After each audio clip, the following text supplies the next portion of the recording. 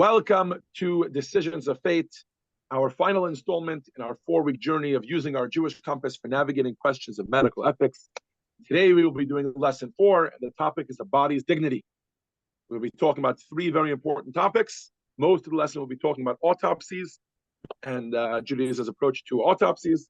We will also be talking tangentially, and I will take some time for each of those, about Judaism's approach to post-mortem organ donation and Judaism's approach to cremation, or the prohibition of cremation from a Jewish perspective, and why that is the case. Okay, so we are going to dive right into the lesson. Today's lesson is generously co-sponsored by Dr. Avshina Chavan in loving memory of his father. For those of you that are joining us this evening in person, he is hosting right before the JLI. He's hosting a little dinner and unveiling of the Shar Moshe, which is the entranceway. He wanted to donate and dedicate the entranceway to Chabad. Will from now on be called Shar Moshe, the gateway of Moshe, which is his father. So you can join us for that. It is also co-sponsored by Mrs. Marilyn Kirshen. Both of them join us in person in the evening, and we thank them very much for their sponsorship. We are going to open today's lesson with a case study, and pardon my saying so, but I'm probably the quickest reader here on the Zoom. So I'm going to read through it. I'm going to do so fairly quickly because it's a fairly lengthy case study. So I'm going to do so fairly quickly. And if you'd like to follow with me inside, that's fine. If you want to just listen to me like you listen to me the rest of the time, that's also fine. We are on page 118 and on in your textbooks. Are we ready? Let's do it. In the anatomy lab at the University of North Texas Health Science Center at Fort Worth, medical students interact with what some consider their very first patients, dead people who more often than not choose to donate their bodies to science through the school's willed body program. They provide the repetition that leads to confidence for students who will one day treat living patients. But about 1 in 4 cadavers belong to those the country calls unclaimed, people whose families couldn't afford or chose not to provide funeral services, or those whose next of kin could not be found. Not only has the program saved Tarrant County hundreds of thousands of dollars in its first 3 years alone, it has provided a more diverse donor pool from which students can learn. Texas law requires each county's commissioner's court to care for the bodies of people who cannot afford funeral arrangements. An attorney general opinion in 2000 noted that the language allows the county to donate the body to a medical facility.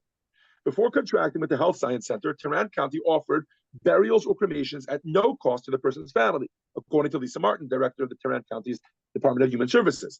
The expenses cost the county roughly $500,000 each year. After the contract went into effect, those expenses plummeted. The county mostly stopped offering burials, the most costly option, though exceptions for unidentified bodies, veterans, and people with certain religious beliefs remain. Eli Shoup was volunteering at a hospice in Arlington in late 2021 when she learned about the Health Science Center's contract with Tarrant County. A chaplain with whom she made weekly rounds mentioned one patient wouldn't survive much longer. After he died, he'd go to the med school, Shoup said, and I asked what that meant. That's how I learned that this is what happens when you die with no assets. Shoup, a recent transplant to Texas, had earned a PhD in philosophy and was well steeped in the world of donation. In 2018, she donated one of her kidneys. She now teaches bioethics at UT Arlington. Her concerns with the program were both philosophical and practical. She mulled over consent, or lack thereof. People have a right to make decisions about their bodies while they're alive, she said. A deep philosophical question to ask is, does that right persist after we die? For Shoup, the answer is yes. In December, she published a column in the Dallas Morning News critiquing the program. She didn't want to solely offer criticism, so she signed up to one day donate her body to the Health Science Center's program. The consent forms abounded. If they think it's important for me to sign all of these consents, clearly they think the fact that I'm making this unpressured autonomous decision to give my body to them is important, she said. So why do they not need these consents for someone who just happened to have nothing when they died? Alternatives exist. In 2016, New York banned the use of unclaimed bodies as cadavers.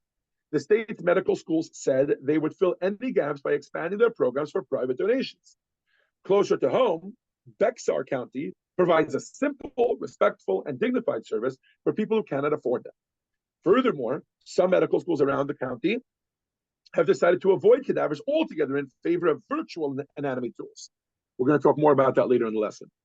At a minimum, Shoup said, programs like the one at the Health Science Center can make informed decisions about what a person with no assets or next of kin likely would have wanted. For example, the majority of Americans now prefer cremation to burial.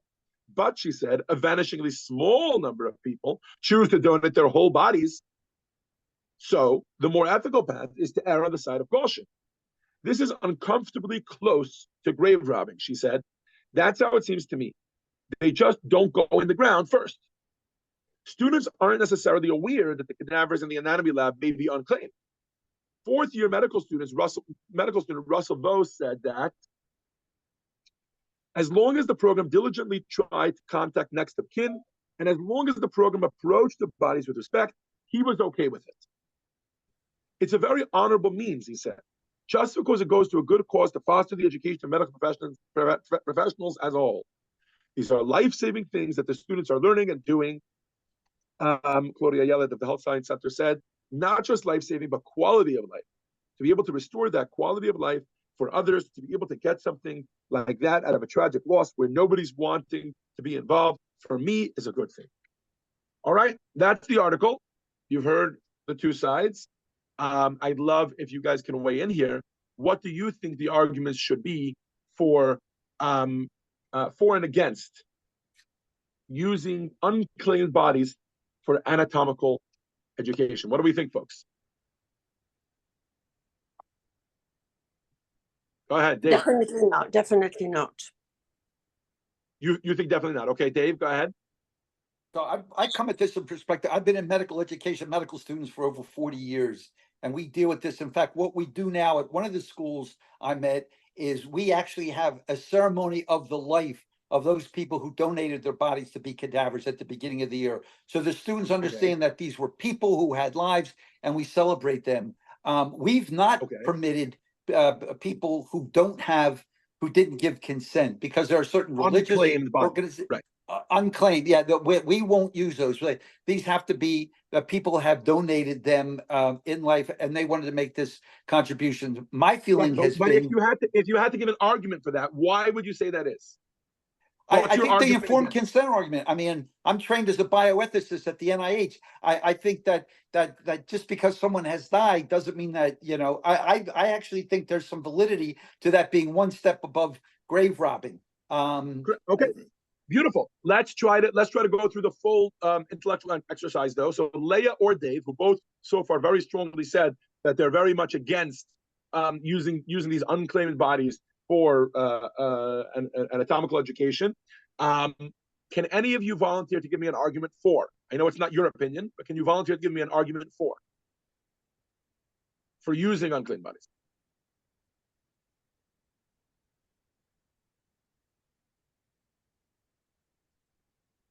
Nobody? Anybody else on the Zoom? Let me suggest some. How's that? Usually, the arguments for are twofold. Number one is obviously financial. These unclaimed bodies are a financial burden on the community, right? And on the flip side, it provides, it provides somewhere where there is a shortage. There's a shortage of volunteers, as was mentioned in the article.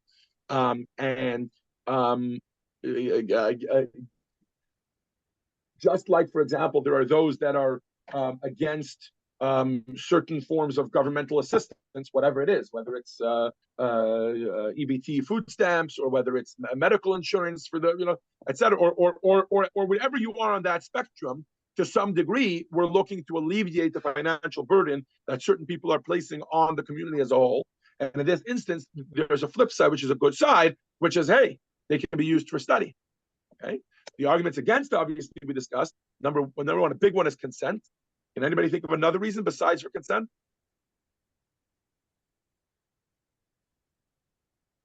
How about, and this was hinted to in the article, how about the fact that the people that are usually the unclaimed bodies, those are usually people who are elderly, they don't have a lot of means, they've suffered some sort of loss or tragedy or sickness in their lives, which has robbed them of their finances, etc. So in other words, it's usually people that are the underprivileged of society, right?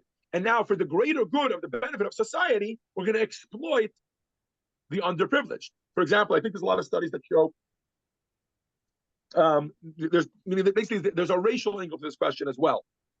But I want to clarify right from the start that the racial angle actually goes both ways. So let's start with the racial angle for the negative. It seems that certain underprivileged communities are very, very often particular races, not just because they tend to be underprivileged, also because those communities don't necessarily educate about the importance of afterlife, et cetera. And that doesn't take away from the fact that they would still want to have consent.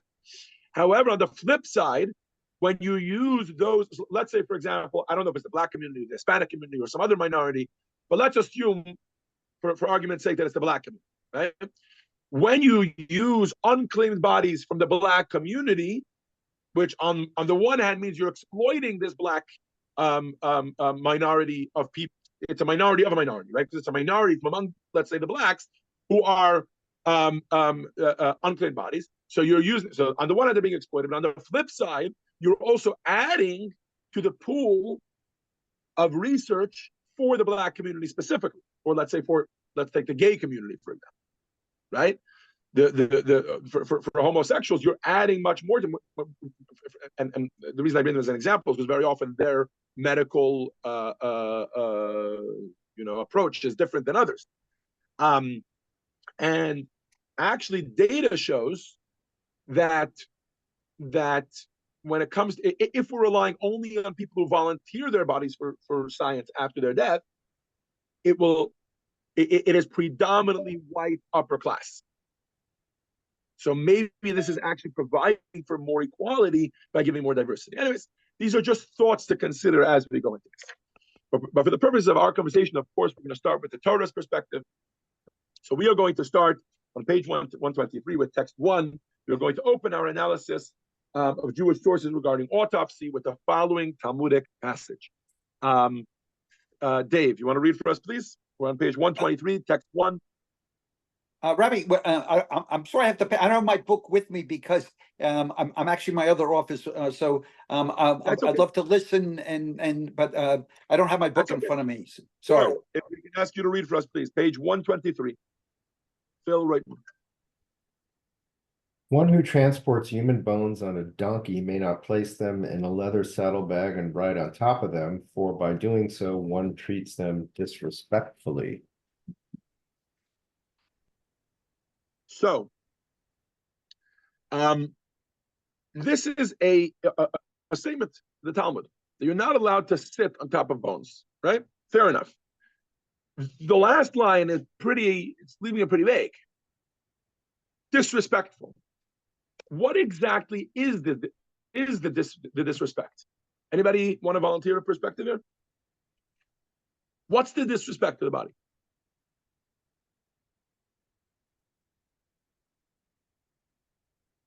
Ron, what do you think? What is this? Why does a person's remains demand respect?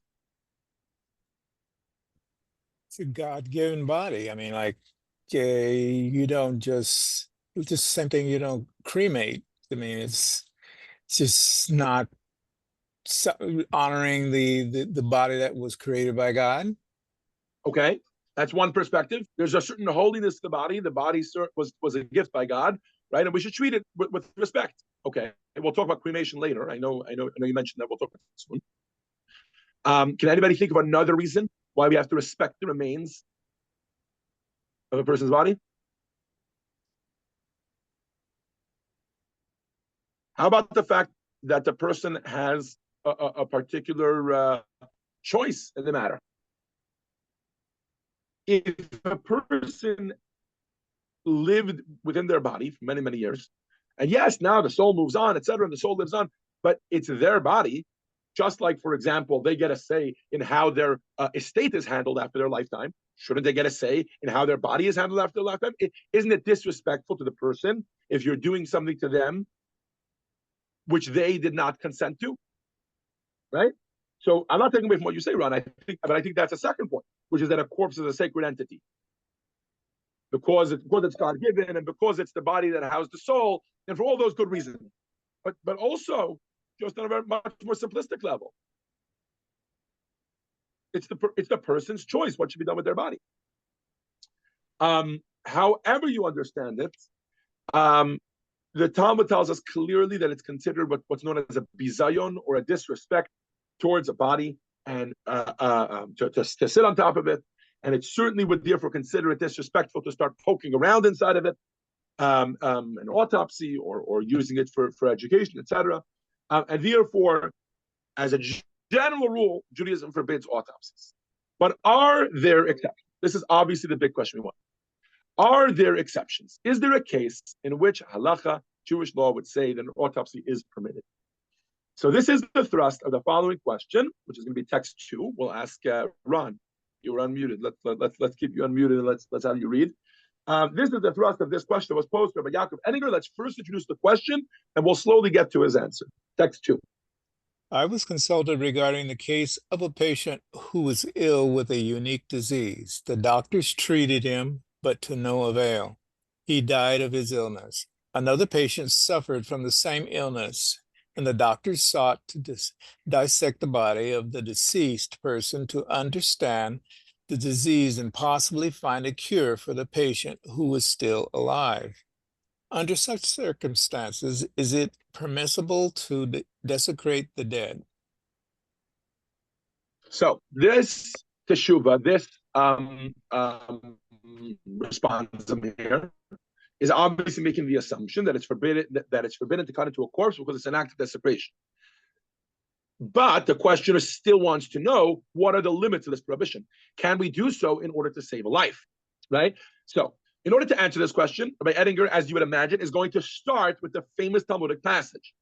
Nothing stands in the way of saving a life except for the 3 big things that do, which is idolatry, adultery, and idol worship. Those are the only 3 things we give up our life for. This comes to us from the Torah. The Torah tells us, V'chai bahem. We have to live by the precepts of the Torah. We're not supposed to die by them. Shabbat was not given to us in order for us to die for Shabbat. Kosher was not given to us in order for us to die for kosher, but rather to live kosherly, to live with Shabbat observance, etc., etc. But then, even though every mitzvah is pushed off to save a life, Rabbi Edinger doesn't seem fully comfortable with saying that therefore you're allowed to do an autopsy to save a life. Let's see what he said. Text 3, stealing in danger.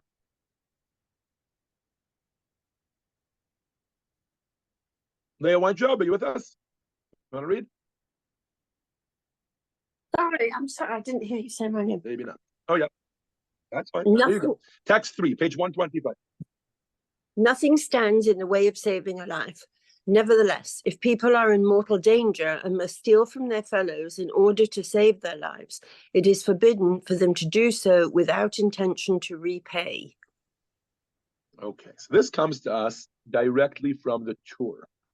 Okay, so the Rabbi Yaakov Ettlinger is quoting the Torah. What does he say?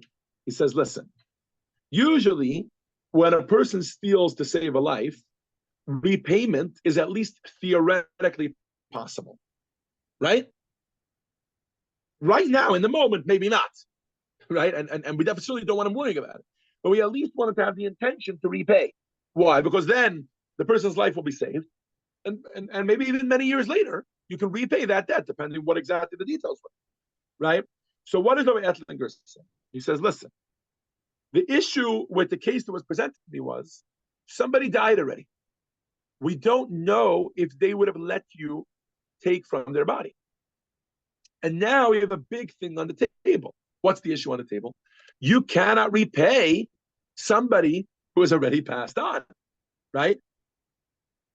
Excuse me. You cannot repay somebody who has already passed from this world. So therefore, you're not allowed to just take something from his body. It's literally theft. Okay? And this introduces the first theory for why Judaism is opposed to autopsy. Obviously, it's based on the issue of consent, right?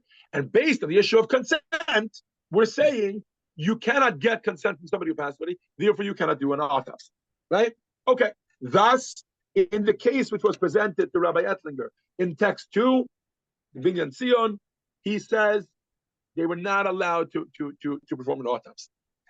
But while on the one hand, Rabbi Ettlinger is slamming the door shut in the face of autopsies and saying we can't do any sort of dissection or anything, he's also opening it up majorly. Why? Because as many of you are for sure thinking, if we somehow have consent, let's say, for example, if the person chose to volunteer for science, or, and this is where I just want to say that it doesn't have to be a declaration of consent. It can also be an assumption of consent. Let me explain. Let's say the person that we're talking about is a victim of a murder.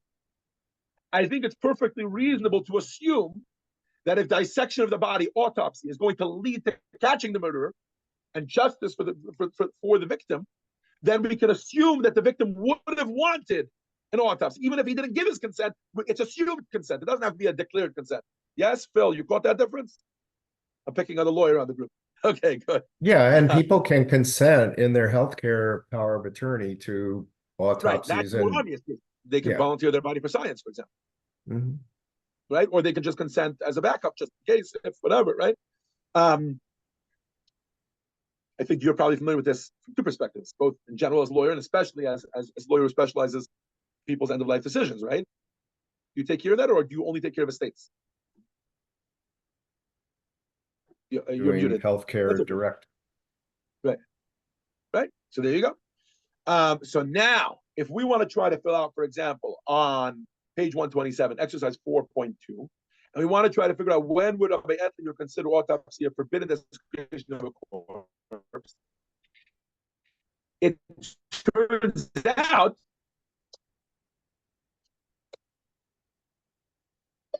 hold on, I have the wrong thing up here. Yeah,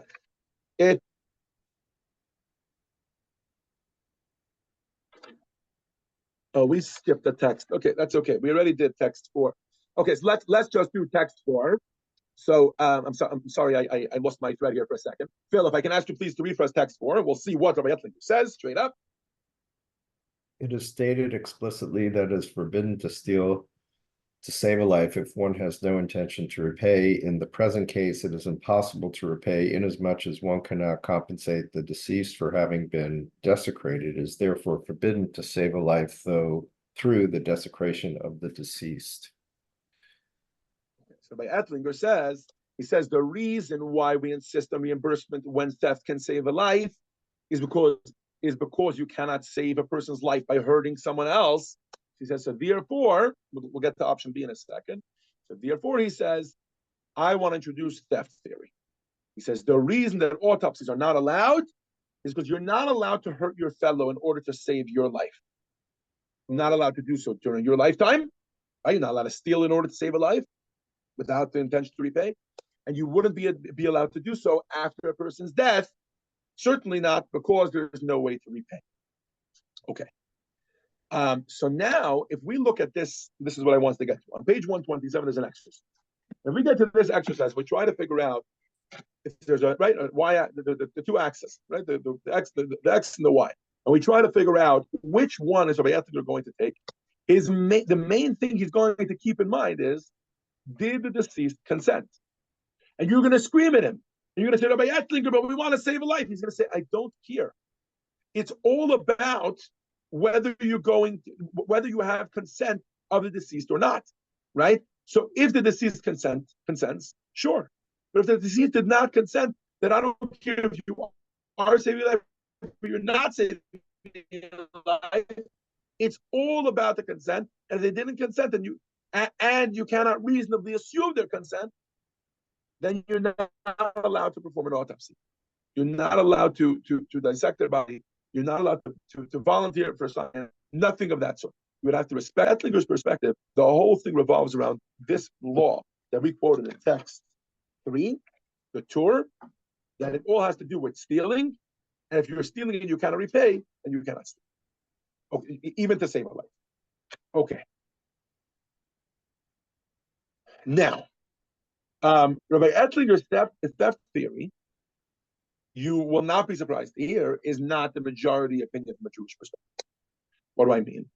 Although he said that it all depends on theft theory, it's all about whether there was consent or not, right? There is a majority opinion, and we're going to quote momentarily, by Landau, as you'll see on the right-hand side, and the majority opinion, that they say actually the reason that you're not allowed to steal without intention of paying back has nothing to do with, oh, you're not allowed to save your life at the expense of harming someone else. No, you actually are allowed to save your life at the expense of harming someone else. So why can't you steal without the intention of repaying?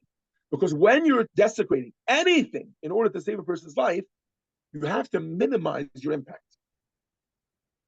We want you to have a very minimalist approach. As you're going to see momentarily, Rabbi Landau is going to take the approach that if you are going to steal from someone in order to save someone's life, so let's say, for example, it's a drug, right? I think there's a fairly famous case that's called the Heinz case. I forget exactly what it was called. But basically, it was a case where somebody wanted to know, or someone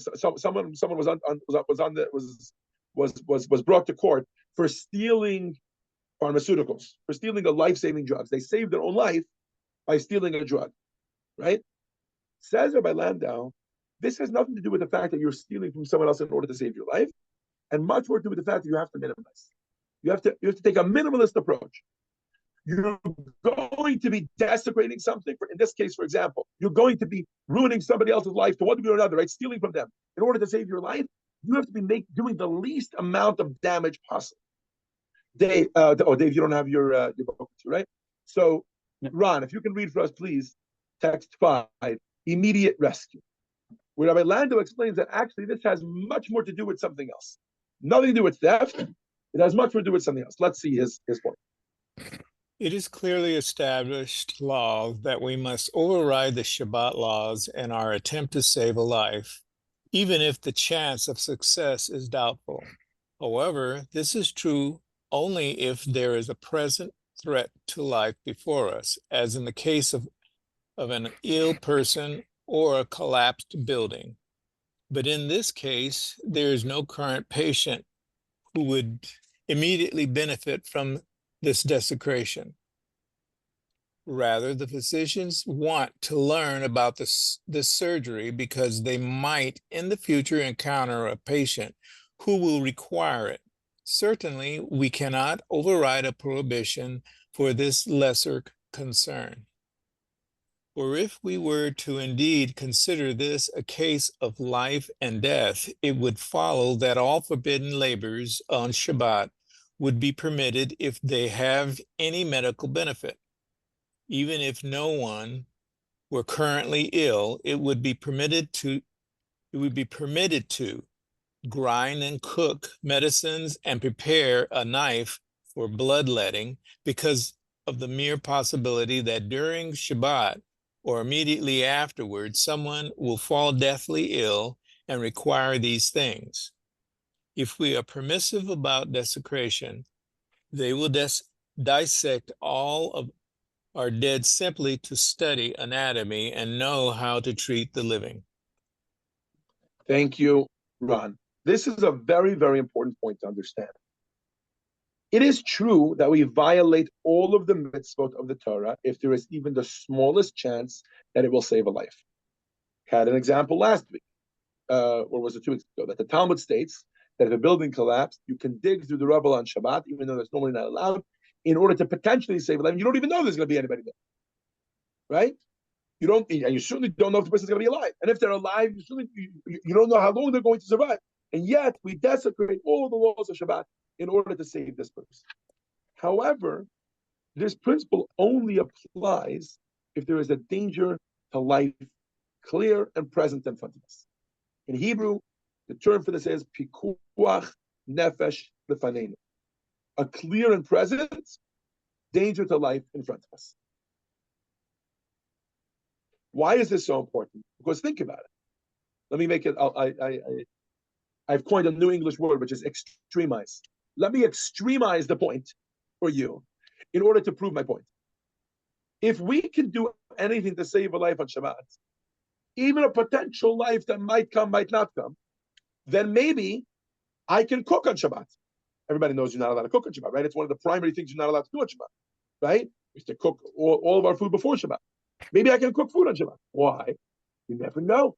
Maybe somebody will come rocking up at my door and they'll be dying of starvation, and I won't have food. I'll have to be able to give them food, and I'll cook for them. And maybe not just that, they'll be allergic to everything else besides for schnitzel. So I'm allowed to cook schnitzel on Shabbat, right? I think most of us understand the preposterousness of this case. Why?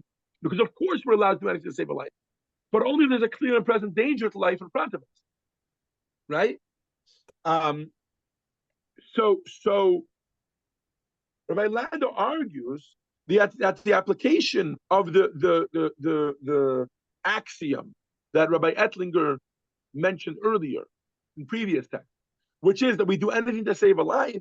He's arguing that it's only when there's a danger to life right in front of us. So in the London case, for example, right, that was the case. It was a case from London that Rabbi Ettlinger had.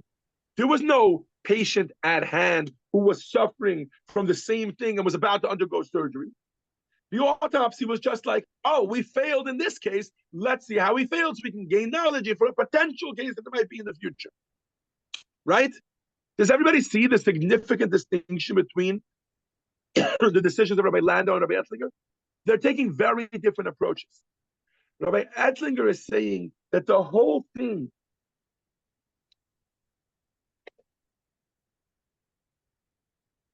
here we go. Rabbi Ettlinger, let's start with Rabbi Landau. Rabbi Landau is saying that really a person has no right to desecrate their body. You have no right to do so. So what happens? Oh, you have a life right in front of you you're going to save, so then you can do so. But you can't do it for potential life saving, right? Rabbi Ettlinger says no. There's no inherent holiness to the body. There's no inherent sacredness to the body. Rather, the person's body is still theirs after their death. So it all depends on the consent that happened beforehand. So that's really the first major difference that there is between Rabbi Ettlinger and Rabbi Landau, or as we'll refer to them from now on. This is one of the major differences between sanctity theory and theft theory. And let me explain. This goes to a lot more than just, the case that we have here in front of us. Why? Let me explain.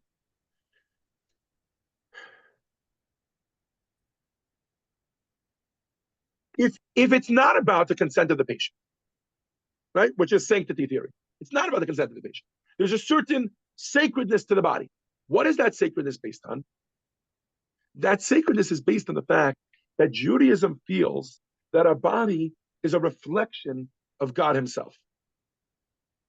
Let's see how this unfolds over the next three texts, okay? Phil, can you read for us text 6a and 6b, please? First from the Talmud, and then a commentary, which is Nachmanides, on the Talmud. Go ahead. Just as human bones must be handled respectfully, so must the Torah scroll. Nachmanides points to the sacred names of God that are inked onto a Torah scroll parchment as an analogy for the sacred soul that is installed within the corporeal body. The human body gains permanent sanctity the moment that it becomes a vehicle for a soul. In other words, the moment that Hashem decides that this body should house a soul in it, the body itself gets a certain holiness. Hence the parallel to a Torah. You might not be aware of this, but there's a discussion, excuse me, there's a discussion about if someone watches a Torah scroll being burned intentionally. Okay, so the house didn't catch on fire. There are some anti-Semites that took a Torah scroll, they want to make a statement out of it, they're going to burn a Torah scroll, right? So the law is that you have to what's called rice kriya. You have to tear your garments, just like we rip our garments for a dead body, for a person who passes on. Just like for a dead human being, we do so also for a Torah scroll that we're watching being destroyed. But an interesting law about ripping our garments for a Torah scroll is that actually we have to do so twice. Once for the parchment and once for the letters. In other words, the letters are holy and that's being destroyed. That's the content of the Torah. But then there's the physical body of the Torah, the parchment. And that's also considered holy. And we also have, says Nachmanides, text 6b, that a soul and a body work the same way. There is the soul of the person. There's no question that that's the main part of his life. But the body, because it's a vehicle for the soul throughout its lifetime, takes on a certain holiness. It takes on a certain sacredness. And that sanctity continues even though the soul might depart the body. So after death, when the soul leaves the body, it goes up to heaven, no longer in the body, right? We'll talk soon about that. There actually is a certain part of the soul that stays in the body, but we'll talk about that momentarily. But even if it didn't have any soul attached to it, the body itself becomes holy, and therefore we need to therefore we need to respect the body. So it turns out that the holiness of a body, the sacredness of a corpse after the soul has left the body, is akin to the sacredness that a Torah scroll itself has. Let's see text 7, which is Rabbi Dr. Bleich. Phil Raymond, you just read for us. If we can ask, Elise, do you have your book with you?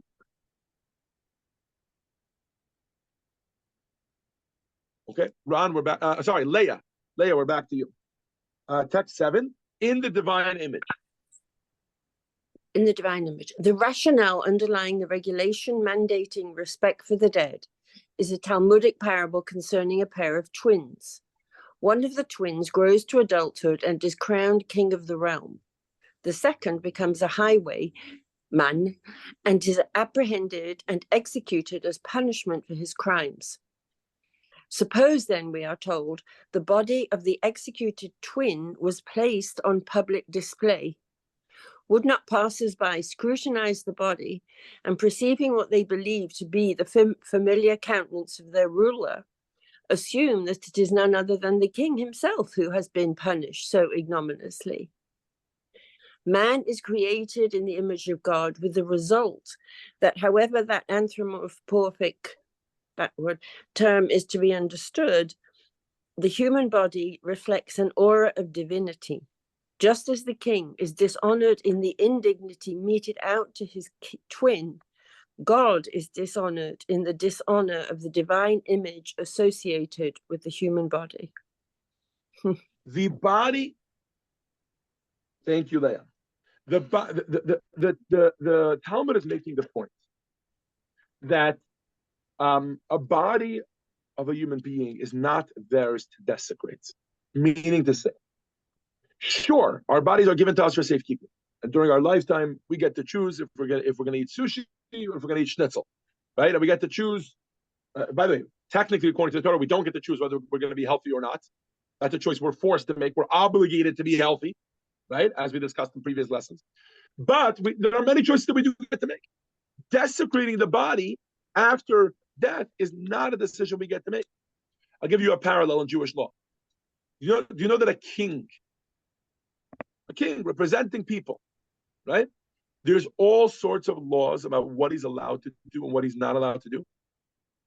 And he's not allowed to say, I'm a humble king, so therefore I'm going to do, let's say, run around naked.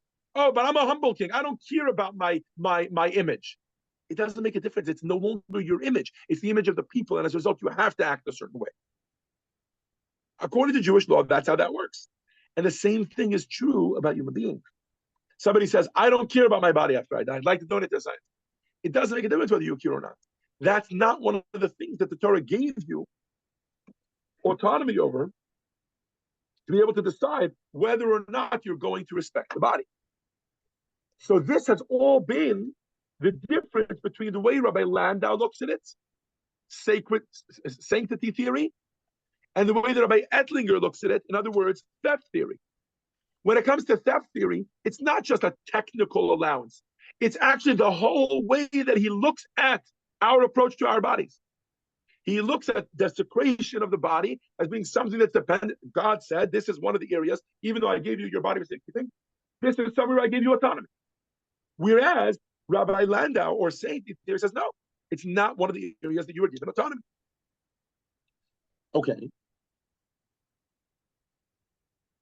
The one thing that he will say is, right, the significant difference that you'll see between the two opinions is that even though Rabbi Landau believes in sanctity theory, he says consent would not help you when it comes to desecrating the body.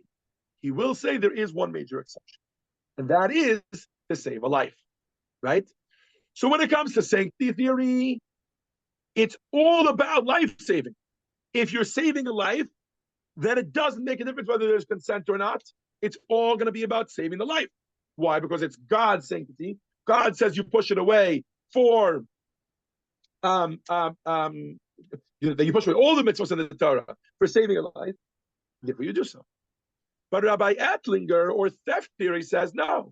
Saving a life doesn't override lack of consent. You still need to have consent from the person. And if there's no consent, then sure, you could save a life, but you have to do so minimally. And in this case, you cannot do so minimally. In this case, you cannot save the life without stealing from another person. To put it differently, from a perspective of theft theory, they would say the only mitzvahs that can be overridden in order to save a life are mitzvahs that God gave us between him and God. But if it's something between man and man, it's not only up to God, it's up to the other man. And since in this case, the person has passed already, and he hasn't given consent, and we cannot assume consent, so therefore, therefore we say that we're not going to be allowed to perform an autopsy. So here's a really important point, by the way. Here's a really important point. If you pull up this same chart that we had earlier, according to Rabbi Attlinger, it was all about consent. According to Rabbi Landau, and he's actually the majority follow his opinion, it's not going to have anything to do with consent. When it comes to saving a life, if there's a life being saved, he's going to say consent, right? There is consent, there is a consent. You can actually perform an autopsy because you're saving a life. Now, he will mandate that saving a life has to be something that's clear. The danger has to be clear in front of us, but he will allow it to happen, right? Whereas if you're not saving a life, I don't care if there's consent. Even if there's consent, he will not allow an autopsy to be performed. So now the $1 million question is, how would Rabbi Landau define? Okay, so we did all this already. This is a little repetitive. So how would Rabbi Landau define saving a life? He says it has to be a clear and present danger, right? What is that clear and present danger? How does he define that clear and present danger, right? So I think we can start off by getting out of the way certain obvious things, right? What are the easy ones? The easy ones are, and these are brought down in books, by the way, in more contemporary halachic works. We're not really going to quote all of them, but they have these discussions about the easy things. If a person with cancer, for example, dies after receiving an experimental drug, right? Everyone would agree that it's permitted to perform an autopsy to ascertain whether this drug is toxic or not. Why? Because there are lots of other patients with cancer in every single hospital in the world. And if there aren't, it's just a technicality. There could be at any moment. Cancer is a very, very present danger.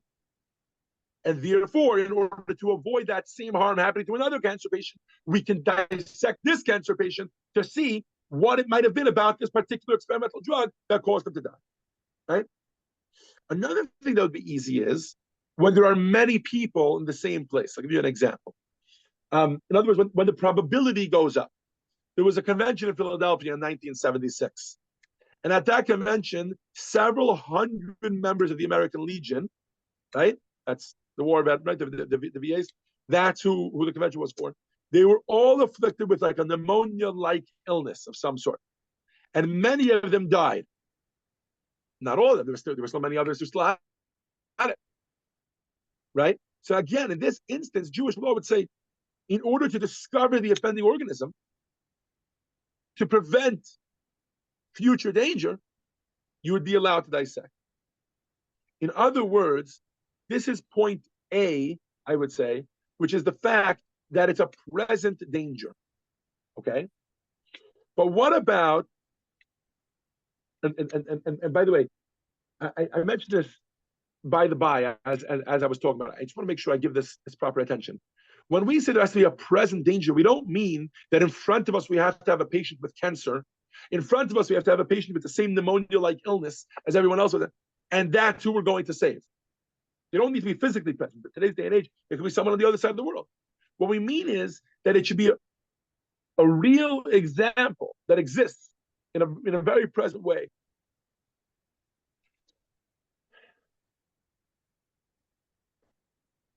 and that would allow us to allow an autopsy. Okay, and that would be, by the way, according to all opinions. So let's start to get into some instances where it would start to get a little more gray, where the opinions would start to argue. Take the following case.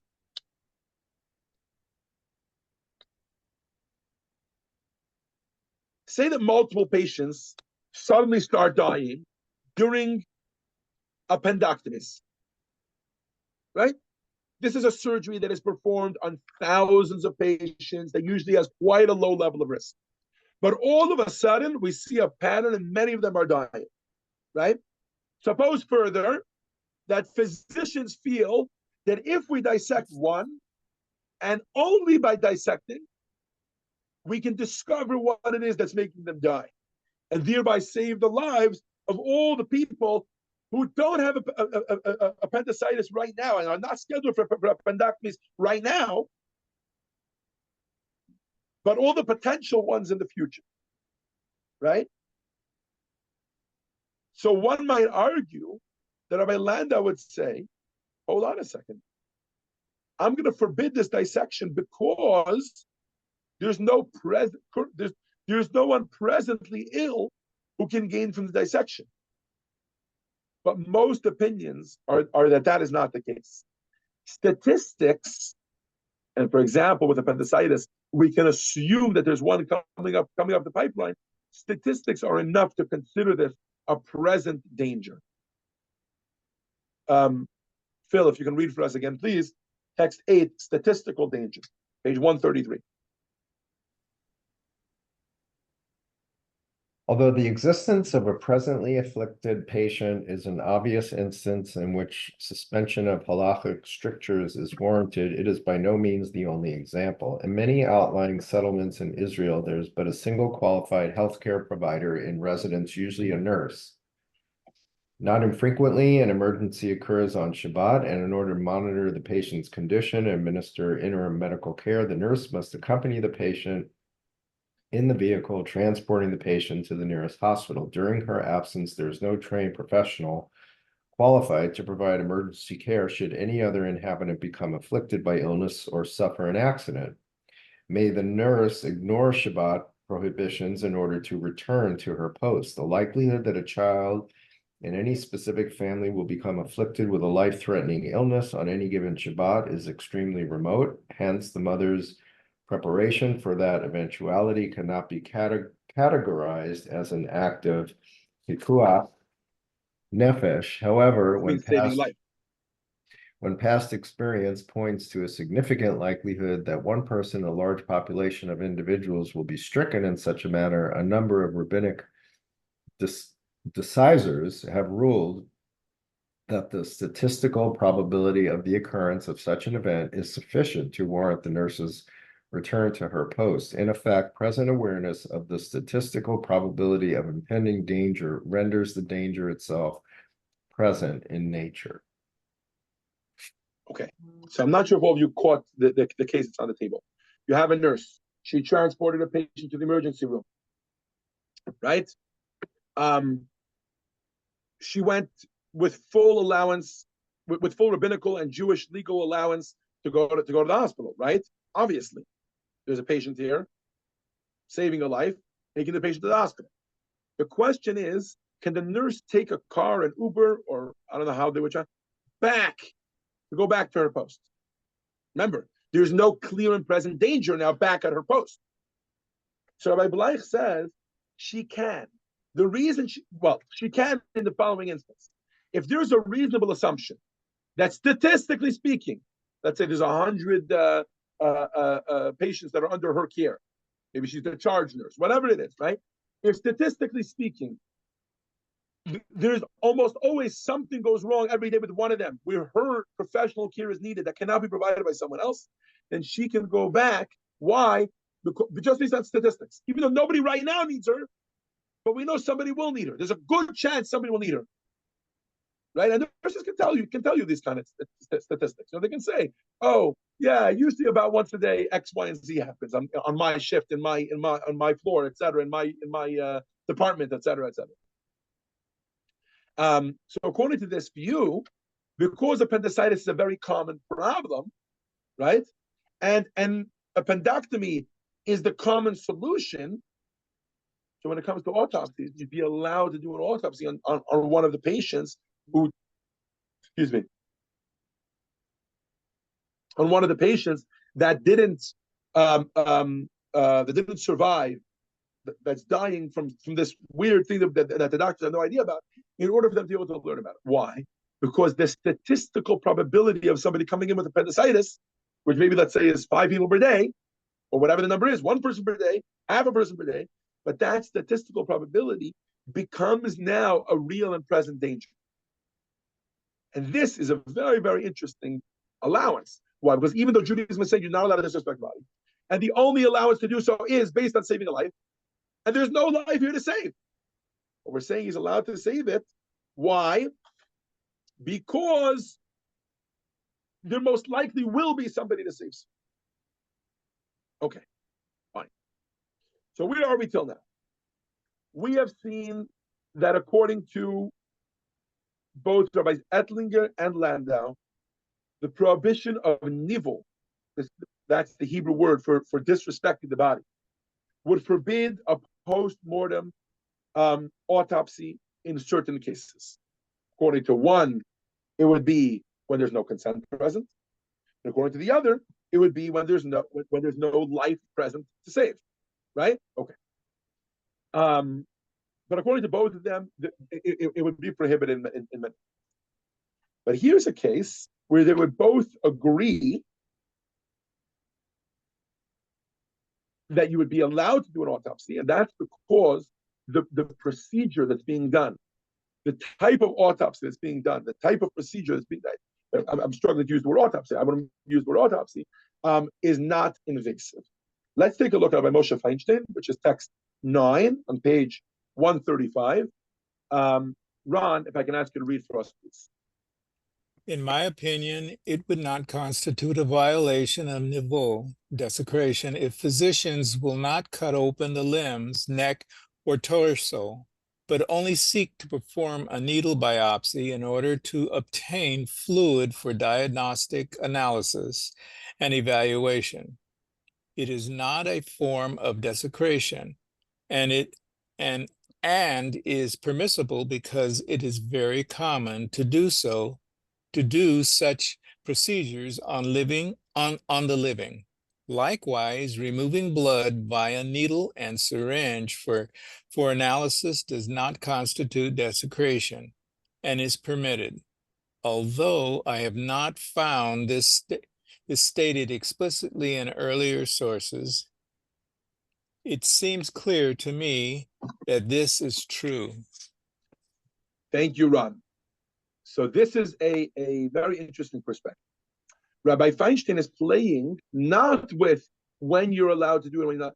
He's playing with the very definition of the term disrespect. What is disrespectful to do to the body? So we discussed that. If you're just going to slice it open and start poking around in there, that's disrespect. But he says actually certain things that they do in autopsies, or certain things that can be done, let's put it this way, let's not use the word autopsy. Certain procedures that can be done to a body might actually not be considered disrespectful. His example is a needle, right? Others extend this and say practicing intubation, right? Placing a patient on a ventilator, which obviously needs a tremendous amount of practice. And it's not the type of thing that you can easily practice on a live patient. They would extend the same idea. They would say, yeah, just like a needle. Same thing with intubation. Any sorts of and here's where we get our rule. Any sort of procedure, which in a regular instance, I'm not talking about desperate patients, a regular patient would allow that to be done to them. For example, every single day there are thousands of people throughout the U.S. going onto ventilators, living people going on ventilators. If they would allow it during their lifetime, then it's not considered desecration after their lifetime. Needles for sure falls into that category, right? But even ventilators. The idea is, by the way, the source for this is, the context for this is, when it comes to the case of taking a fetus out of a dead, or even a living child out of a dead mother's womb, right? So the discussion is that cutting open the womb and taking the baby out is something that she would have allowed. Sure, not in every situation, but C-sections are available. She would have allowed it in other instances, and therefore we're saying that it's not considered disrespectful to do it to a body after a person's passed. In other words, the discussion at the table here is non-invasive procedures. Okay, and this brings us to one of the coolest things that is happening in the autopsy field. What do I mean? A recent development in post-mortem research is that it's becoming more common for pathologists to perform what they're calling virtual autopsies or virtopsies. It works like this. In a virtual autopsy, pathologists will use all their standard scanning tools, CTs and MRIs, etc., to create three-dimensional visualizations, and they can be breathtaking. They're gorgeous. And based on these, they can have an approximate idea of what the condition going on inside the body is. And they're getting better and better and better.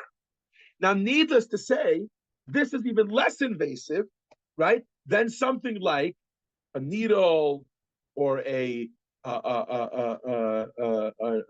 intubation or anything like this that's considered non-invasive because a living person would have done, right? Let's take a look at this article on page 136 about these post-mortem MRIs. Elise, if you can read for us at home. Post-mortem MRI is a potential diagnostic alternative to conventional autopsy, but few large prospective studies have compared its accuracy with that of conventional autopsy. We assess the accuracy of whole body post-mortem MRI for detection of major pathological lesions associated with death in a prospective cohort of fetuses and children. Minimally invasive autopsy has accuracy similar to that of conventional autopsy for detection of cause of death or major pathological abnormality after death in fetuses, newborns, and infants, but was less accurate in older children. If undertaken jointly by pathologists and radiologists, minimally invasive autopsy could be an acceptable alternative to conventional autopsy in selected cases. Thank you. And this would certainly not be desecrating the body from a Jewish perspective, right? Now, I want to just say something right now. Just because we're saying something is allowed, for example, in this case, a virtual MRI, post-mortem, etc., just because we're saying it's allowed doesn't mean that the other elements of disrespect to a body go away. For example, there is a Jewish law that you're not allowed to eat, drink, or have casual conversation in the presence of a corpse. That would still apply if they're doing a virtual MRI. There is a Jewish law that the dignity of a person's body and their private parts, etc., is to be preserved even post-mortem. For example, a tahara, which is one of the things that happens before a body is buried according to Jewish law, washing the body, and according to some opinions, immersing it in the mikveh, etc., etc. The private parts of the body are kept covered, except for when that area is being washed. And men do men and women do women. In other words, there's a certain respect that's kind of almost similar to the way the person is respected during their lifetime, that we're affording to the body post-mortem. So just because we've decided that X, Y, or Z is not invasive enough to consider it desecration, doesn't mean all of a sudden, we can do whatever we want to the body. No, we still have to treat it with respect, with kid gloves, let's call it.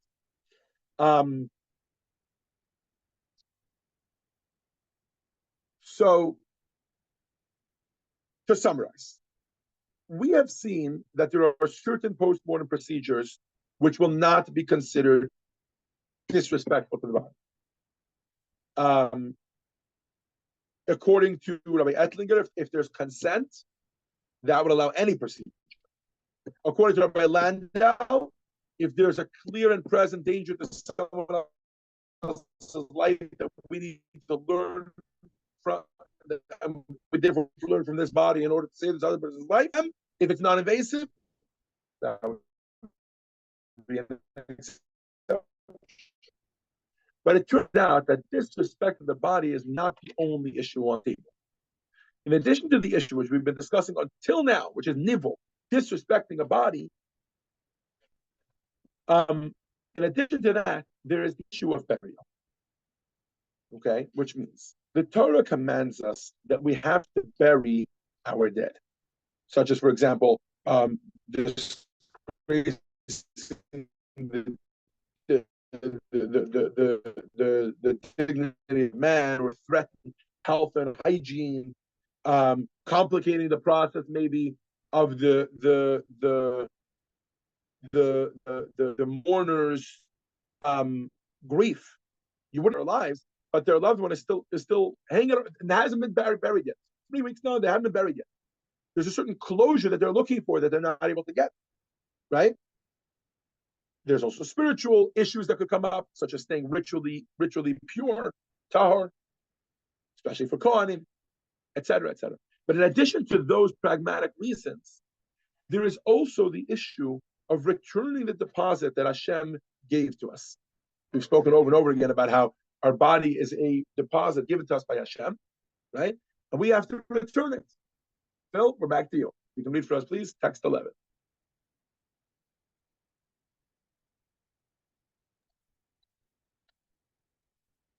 Burial wishes. If the deceased had instructed that they not be buried after their death, we do not obey because we are committed to bury our dead, as the verse states, you shall bury them on that same day. Deuteronomy 21:23. The premise of this mitzvah of the requirement to bury, is because we have to give back a deposit that Hashem gave us. Phil, if you can keep reading for us, please, text 12. Rabbi Chaim Vital explains. For you were made from dust, and to dust you will return. Genesis 3:1-9. The human body was created from the earth, and our bodies are handed to us as a deposit. Upon death, the deposit must be returned to the earth from where it was taken for burial. Now, this mitzvah of burial applies to the entire body. Okay? And you can see someone appreciating, you can see someone cautioning that if you're going to go through an autopsy, there might be parts of the body that will not come to proper burial. And this leads me, which is text 13. Leah, if you can read it for us, please. Rabbi Yehuda Meir Shapiro, by the way, he's the famous originator of the concept of Daf Yomi. Leah Weintraub, you want to read for us, please? Text 13, page 139, full burial. Don't forget to unmute. There you go. Yeah, but I just walked away and now I can't find where I put the book. Oh, I'm sorry. No, it's right in front of me. Okay. Oh. Sorry, burial wishes? No. Full Return. burial, text 13. Even those opinions that tend to be more lenient regarding the question of desecrating the dead would agree that there is no permission to provide bodies to the medical schools in Poland. We have done an investigation into the protocols of the prosecutorium and have learned that many of the limbs of bodies donated to these medical schools are never buried. Some are scalded, some are stored in containers, and some are branded with numerals. The Jerusalem Talmud states, when the Torah commands bury them, it is instructing us to bury the entire corpse. This informs us that if part of the body is left unburied, it is as if no burial has occurred. Thank you. So this is another issue when it comes to autopsies, is that if and when it would be allowed from a Jewish perspective, we need to make very, very certain that the entire body is going to be buried. Okay, that includes, by the way, drops of blood. That includes pieces of tissue. That includes fragments of bone. Depending on what's being done to it, it might make it more difficult, and those precautions would need to be taken. This leads me to one tangential point that I want to talk about today, which is post-mortem organ donation. When it comes to post-mortem organ donation, obviously one of the big issues on the table is what we just mentioned. that if you're donating an organ to someone else, you have an obligation, a standing obligation to bury, to make sure that yours and your loved ones' bodies are returned to the earth. That's a mitzvah that we have. It's a constant standing mitzvah. And if a person's organ is donated to someone else, that organ is not being buried. Okay, so now let's say you're going to take care of that. You're going to make sure, let's say you'll make sure that it will be buried. Right?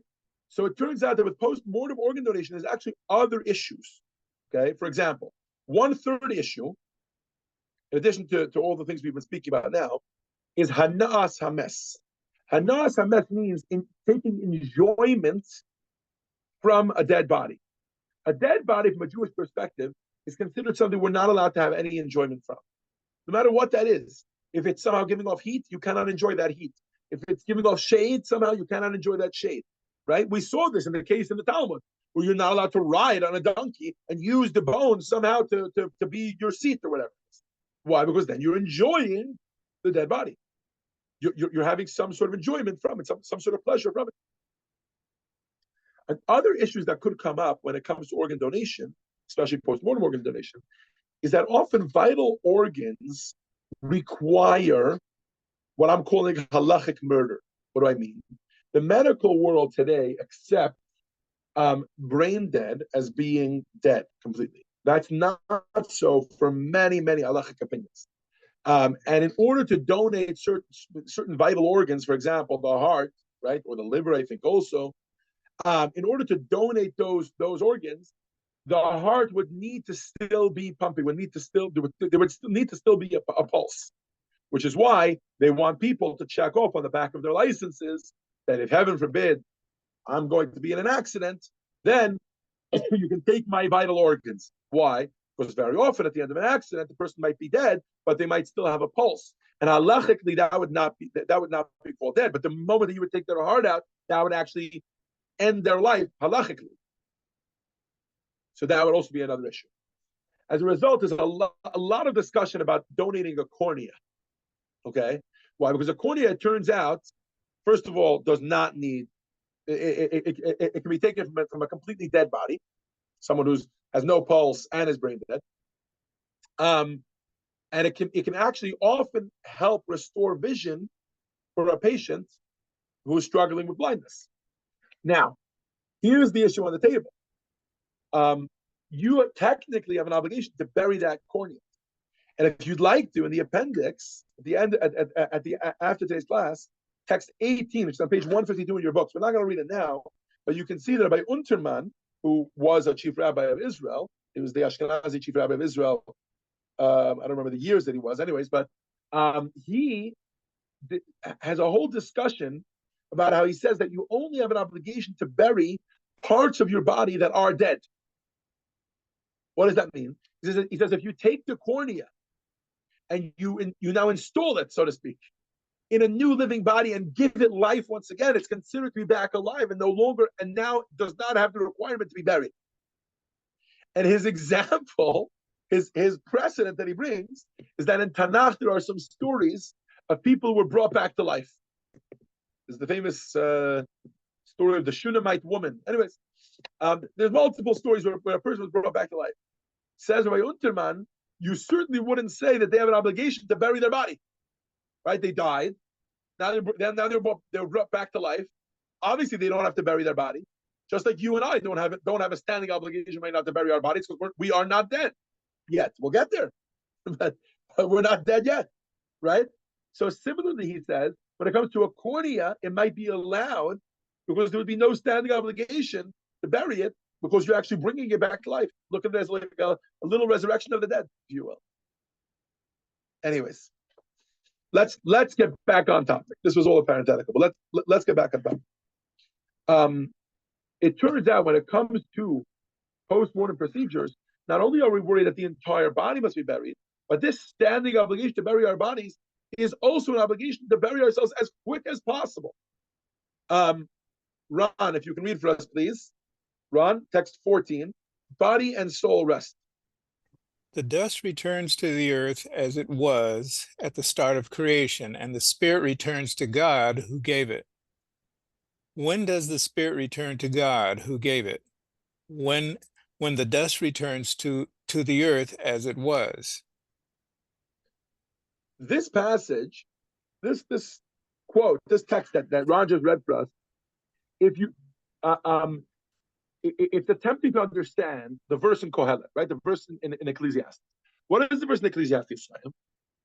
It first mentions the dust returning to the earth, and only afterwards does it say that the neshama, the soul, the spirit, goes back to God where it came from. And this, says the Medrash, indicates a dependency. In order for the soul to be released and be able to go back up to God and have that peace, it needs to have the body first be buried properly. This leads us, as I mentioned, I warned you guys about, to our second tangential conversation I'd like to have, which is the Jewish prohibition of cremation. What we just mentioned is the first reason why it's so important to appreciate that we can't that if we have a loved one or if we ourselves have written in our end of life instructions that we would like to be cremated, to reconsider that and to appreciate that that's very, very much against Jewish tradition. Why? Because from a Jewish traditional perspective, if a person's body is not returned to the earth, the person's soul lacks peace. And we'll soon see in a video presentation, which we're going to watch momentarily, just how disturbing that can be for the soul. And how sometimes those souls come to people in dreams and they disturb them because they want to be buried properly. But once we're on the topic of cremation, allow me to take a few minutes because I think this is such an important point. And especially since this class is being recorded, I want this to be here for posterity, that people will be able to see in this class the importance of why Judaism is opposed to cremation. First of all, when a person cremates their body, it's a denial of everything we've been saying till now about the fact that the body doesn't really belong to us, belongs to God. Essentially, the person is saying, it's my body, my choice. I have agency. It's not something that I was just taking care of during my lifetime, that I was given some form of autonomy over during my lifetime, and now I'm giving it back to God. I give it back the way God wants it. No, I get to choose. Essentially, what they're doing is they're denying the fact that their life belongs to God, which obviously is very, very much in opposition to Jewish values. Not only that, but one of the 13 principles of faith is that one day we are going to be resurrected in that body, right? When Mashiach comes. So when a person chooses to bury their body, what they're doing is, and this is a famous line that's thrown around always when talking about cremation, is that treasure we bury, right? When something is very valuable to us, we bury it. When something is completely valueless to us, we're done with it. We have no need for it anymore. That's when we burn it, right? In other words, the message that we're sending if and when, heaven forbid, a person chooses to opt for cremation, the message that they're sending is that I don't believe this body has any more use for me. There's not going to be a resurrection of the dead. Now, I want to just take a moment to make a disclaimer here. This doesn't mean that if a person is cremated, they will not be brought back to life. They will be, but it might be in a different body. There will be caveats to it. And most importantly, it's about the choice to do so. I think we can all appreciate that just in this century, there were 6 million Jews who were cremated not by a choice of their own, and their bodies weren't necessarily brought to a proper burial. That does not mean that they will not be brought back with the resurrection of the dead. Of course they will be, right? Because this was not a choice. This was not a slap in the face to God, if you will, by saying, I don't believe that God owns my body, and I don't believe my body has any more use. As a result of this, there are rabbinic ordinances about after a person has chosen to be cremated, there are certain things that are not allowed from standard Jewish practice. For example, their loved ones do not sit Shiva for them. According to some opinions, they don't even say Kaddish. They will not be allowed to be buried in a Jewish cemetery. In other words, if someone chose cremation, they will not be allowed to take those remains and bury them in a Jewish cemetery, etc. All of this in order to stress the importance of burial and avoiding cremation from a Jewish perspective. And I want to end off by quoting. It's ironic because I'm going to quote from a funeral home think they're in New York. Let me see if they have who it is. Yeah, in Long Island, New York. It's, so to speak, a Jewish funeral home. But they're actually giving instructions. It's a page on the website that I'm quoting from here. Okay? And they're essentially giving instructions for people who are choosing to cremate. Now, why a Jewish funeral home is allowing people to cremate, beyond my understanding, but that's what's going on there. But even when they do so, they make the following statement. Because cremation is being chosen by more families today than in the past, this particular chapel will provide the service should families request it. But we feel it is our responsibility as a Jewish-owned and operated funeral home to make sure that those families requesting it are not doing so based upon common misconceptions and inaccurate information regarding its supposed ecological and environmental benefits and or its financial savings. And this is why I want to quote them. Why? Because very often when people choose cremation, they're choosing so because they think it's more green. It's better for the environment. And that actually could not be further from the truth. So here's what they say. 2 things you should know before choosing cremation are, number 1, the cost to the environment is much greater with the cremation process than it is with earth burial. The energy required to fuel the crematory, along with the smoke created by the process and spread into the environment, is significantly worse for our planet than earth burial in a wooden casket. Number 1. Number 2, if financial considerations are the reason you are considering cremation rather than burial, it need not be, as in many instances, we can provide earth burial for the same cost as cremation. Please contact us to discuss. And on that note, I will say that if you or someone you know is considering cremation or is struggling because of finances, that's the issue on the table, then if you approach me, I will always make sure, and there are plenty of people in our community that will step up to help make sure to pay for a Jewish burial. If cost is the issue, then let's just take that off the table. Okay? And that's why today, by the way, if you go to, like, let's say, even not a Jewish funeral home, you go just to a funeral home, you ask them, you tell them, I want the best for the environment, they actually have something that they call green or natural burials. And remarkably, they resemble halachic Jewish burial procedures almost to a T, which is pretty fast. Anyways, but enough for right now, at least, close parentheses about the discussion of cremation.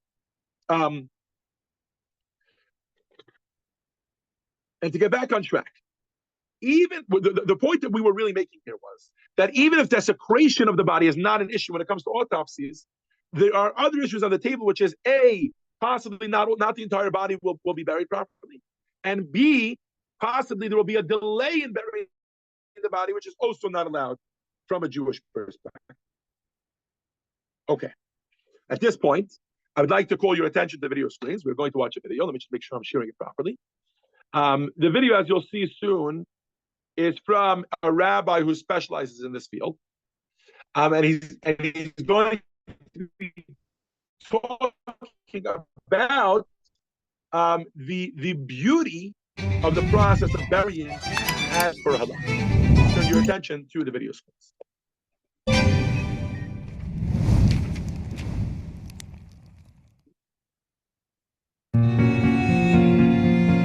Rabbi Elchanan is an internationally recognized expert on Jewish afterlife care. He has directed the Jewish burial of Queens, New York for over 40 years and is the founding director of a national association that supports and guides rabbis and burial services across the U.S. Judaism considers post-mortem care an honorable duty, and Jewish burial societies are reverently called Chevra Kadisha, meaning the Holy Society.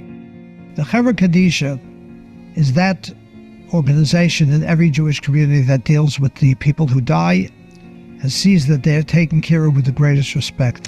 Throughout history, these people were the greatest people of their communities.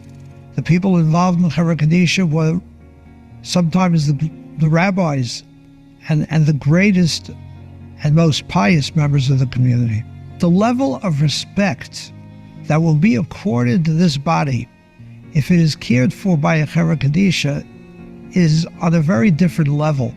The care is done with an understanding that the neshama is present. This is not just a body, this is a person. The soul is there, present with us, and concerned to see that its body is treated with care and with the proper tradition.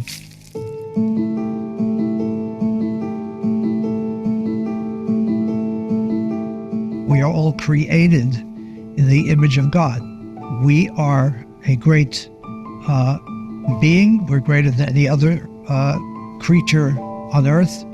And as such, we are deserving of the kavod, of the respect that such a lofty creature requires. And to leave him unburied for any length of time desecrates the name of God. He or she represent the image of God.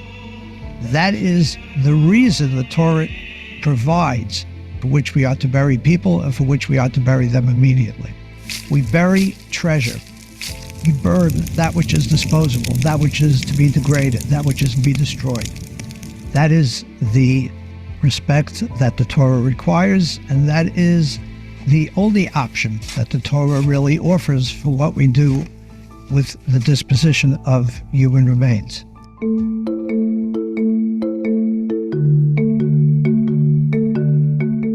The body's return to the earth is actually a form of kapara. It's a form of atonement. And that too gives the neshama, gives the soul, the ability to move on to its eternal place, maybe to a higher place. And that too is part of the importance of burial, which is really a gift. It's a gift that God gives us even after we die, allowing us to atone for our sins. We can no longer come to shul on Yom Kippur. We can no longer do mitzvahs. We can no longer give charity. But we can be buried, which in itself is a form of kapara, a form of atonement. What a phenomenal gift.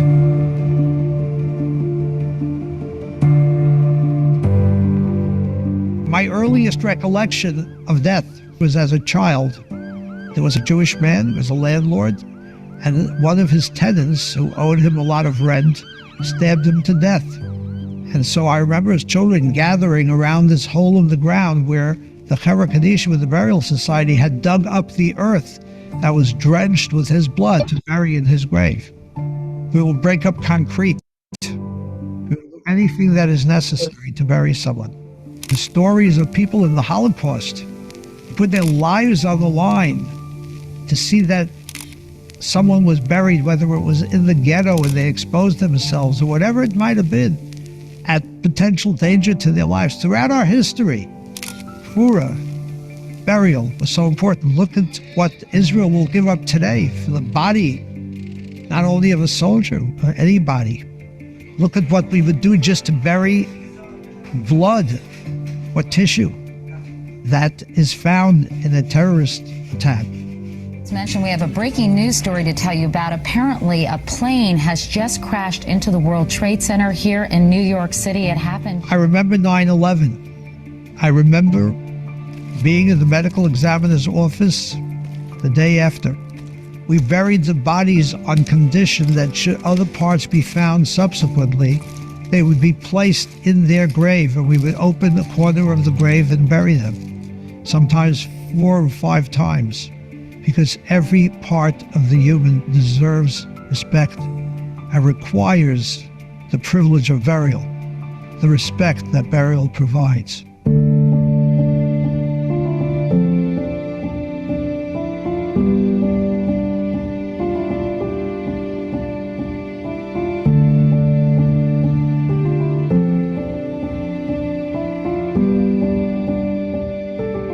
I received a call from someone who told me that someone in his family lost a dear friend to a car accident.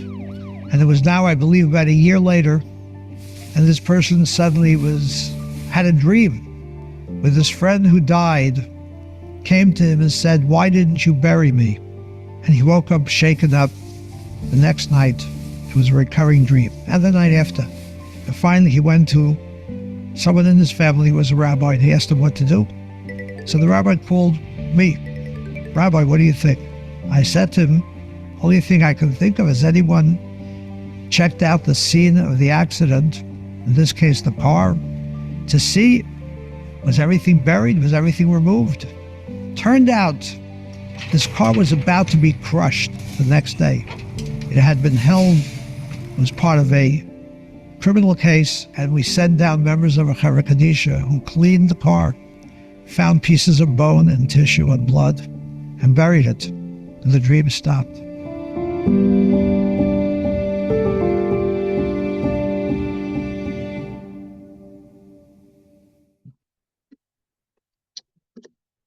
I think we can all appreciate the beauty and the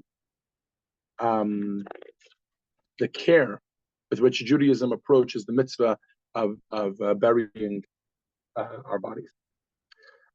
So before we conclude, I just want to take a moment to summarize, because we're going to get back to the case study now. It's going to be pretty straightforward. But before we do so, I discussed over and over again in this course that the point is not the case study, right? The point is to get to the Jewish values that underlie the issue that's on the table, right? So let's summarize. What are the Jewish values? Sorry, I'm trying to get my slides up. Here we go. What are the issues with post-mortem procedure from a Jewish perspective? And value number one that we get is desecration of a corpse. That is a very, very big deal. Now, there might be exceptions. According to some, it might be consent. According to others, it might be life-saving reasons. But just for no reason, just to go ahead and desecrate a corpse, no. We're Jewish. And so even when there are exceptions, we still take tremendous respect for a corpse. Why? Because it has a certain sanctity, because it is a vehicle. It has been and it still is a vehicle for the soul during its life. The second core Jewish value that we learn, which poses an issue when it comes to post-mortem procedures, is incomplete burial.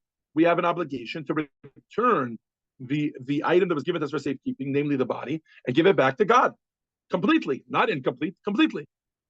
And the third point that we spoke about is that post-mortem procedures can delay the burial. Okay, now, when it comes to delaying the burial, it could be that there are instances in which you could delay the burial, which we didn't really elaborate on. But if the deceased requests it, for example, for some reason, maybe they want to be buried in Israel, or maybe a short delay in order to allow for family to come. But it has to be appreciated that these are exceptions to the rule. The rule is that from a Jewish perspective, we value burying our bodies and burying them as quickly and as soon as we can without any delay. Okay.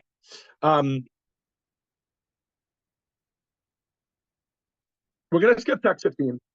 Text 15 is just, it's a cool concept. It's cool to see that there are some states that legislation accommodates a Jewish viewpoint. You can see it in the text of the legislation on page 141. But I'd like to just return to the case study. Should unclaimed bodies be allowed for use for anatomical dissection? I think the question, according to all opinions, from a Jewish perspective, would be a resounding no. The reason for that is multifold. Number one, according to Rabbi Ettlinger, no consent was given, and according to Rabbi Landau, no urgent life-saving reasons. So there's really no reason that it would be allowed. Number two, there would definitely be parts of that body that are now being used for educational purposes that would not be buried properly, and that would violate that Jewish value. And number three, the delay of the burial would be way too long. It could be months, right? And number four, and finally, the Torah commanded us to bury the unclaimed corpse. And I'm not going to get into this too much, but especially when it comes to an unclaimed corpse, there is a mitzvah. And you can see it in text 16, that if we find, excuse me, a dead body of a Jewish man that is on the side of the road, there's actually a mitzvah for people that are never allowed to be involved in Jewish burials. For example, a Kohen or a Kohen Gadol, that are not allowed to make themselves, they don't go to funerals, they don't go to cemeteries because they're not allowed to become exposed to impurity. There's a mitzvah for them to expose themselves to impurity and bury this person. Why? Because it turns out from a Jewish perspective, an unclaimed corpse is even holier than a claimed corpse. Why? Because it comes with an obligation from our perspective to care for this corpse and make sure that it comes to a proper Jewish burial. In conclusion, the Medrash tells us that were it not for death, we would not know life. I know that we're concluding this course with a lesson that maybe seems like it has less relevance to us. We're discussing autopsies, discussing cremation, we're discussing end of life, right? Which hopefully most of us will not experience for many, many, many, many years. But I think there's something very telling. Without the laws that we learn today, we have less of an appreciation of life. There's something very telling about the way that Judaism treats death, which tells us how we should treat life, right? there is a certain appreciation that we gain for the godly nature of the soul and how that applies to the body and how that affects the way we keep Torah and mitzvahs. And by studying how Jewish law regards the body and soul in death, I hope that you have come to appreciate a little bit more the body and soul in life as well. Please turn your attention to the video screens for a summary of today's lesson. Lesson 4, a body's dignity. 1. Human beings have an interest in the integrity of their bodies in death as in life. An unwarranted desecration of the dead is akin to theft. 2. The human body reflects an aura of divinity in death as in life. We are granted certain rights over our bodies, but we have no right to consent to bodily denigration because God is thereby dishonored. 3.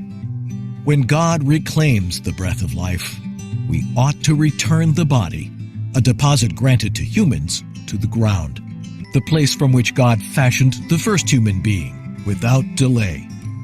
The soul does not reach its final rest until the body is buried. 4. Normally, the obligation to bury the dead lies with the family of the deceased. But when a body is found abandoned, we all have an obligation to care for it and bring it to proper burial. 5. It is becoming more common for pathologists to perform virtual autopsies. This alternative, along with other non-invasive post-mortem procedures, is far preferable to the traditional invasive autopsy, which Jewish law, subject to certain limited exceptions, generally prohibits.